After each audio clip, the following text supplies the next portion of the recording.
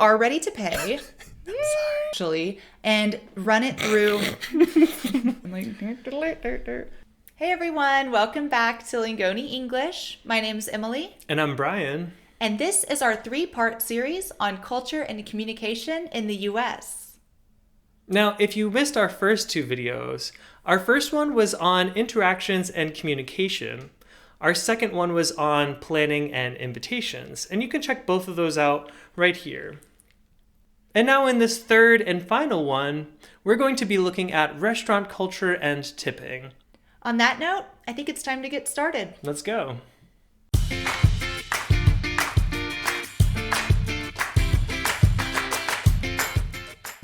So I think most of you probably know that America is definitely part of a tipping culture. But that isn't only for restaurants. We also tip other places as well. So in order to be prepared for that, let's go through a few different places that you should probably plan on tipping at. So whenever you get a service done for you, like for example, if you get your car fixed, if you get your nails done, if you get your hair done, these kinds of services that you get done, you often tip for. Also, when you're taking a taxi or an Uber, it's generally nice to tip for those sorts of things as well. And if you're staying at a hotel and there's a bellhop or doorman, you often tip for that person as well. When in doubt, maybe you should Google it. A lot of Americans won't say, "Excuse me, where's my tip?" But they would feel either like they did something wrong or that you were really rude if you don't tip in all of these different places. I know that it might seem like crazy to keep giving out money for stuff, but keep in mind that this is just part of the American culture. And the reason the prices are so low when you get your hair done is because a lot of the costs are actually for the products. And when you're tipping, you're helping pay for the actual work and the service.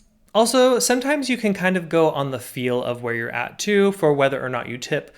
For example, if I'm at a big chain and that's where I'm getting my car fixed and it's really expensive, I probably won't leave a tip. But if I'm at a small shop, like a ma and pa shop, we might call it, and if the service is good, and especially if I'm not spending so much money, I might give an extra $5 or so for a good service.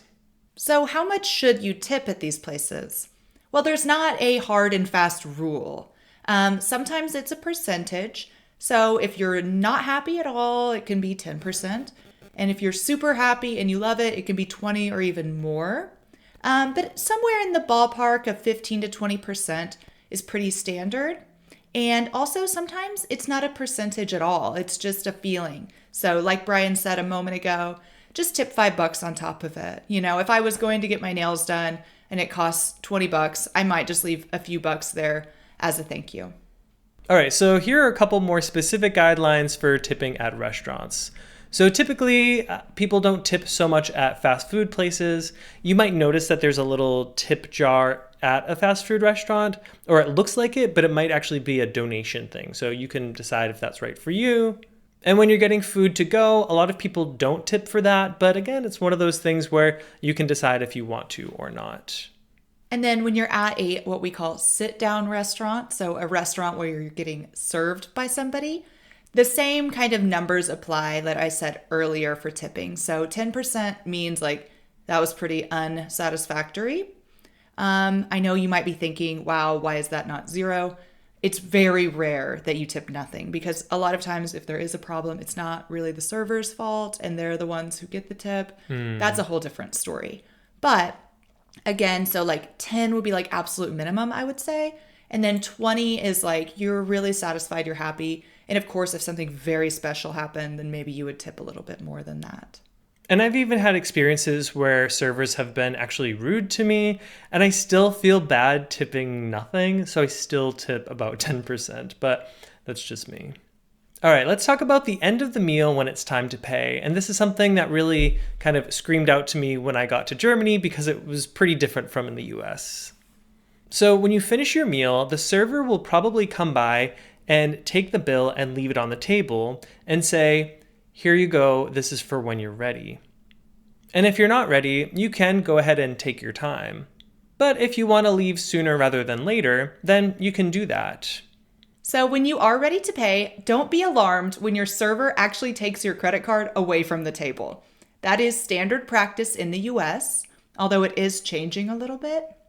They're actually just going to run that in their computer system, and then they'll bring you back a bill that has a breakdown of everything, plus your total, a line where you can write your tip, and a line for you to sign.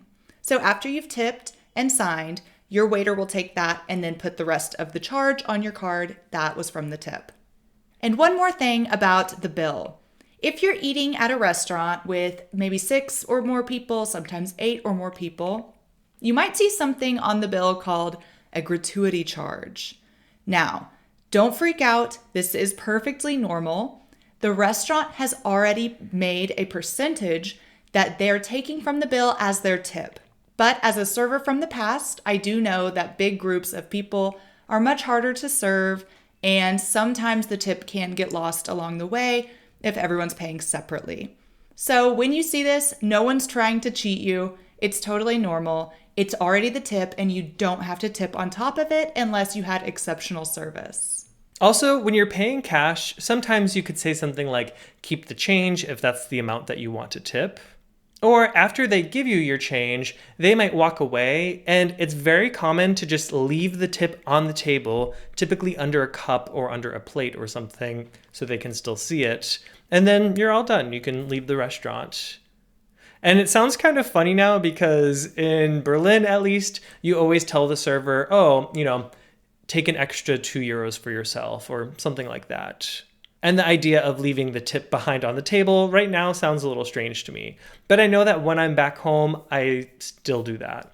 Yeah, it's totally normal. All right, so something else you might find kind of weird about American restaurants is that it's really common to make alterations to your order. So when you're ordering food, maybe you're getting a hamburger and you might tell the server, hey, can I have no onions on that, please?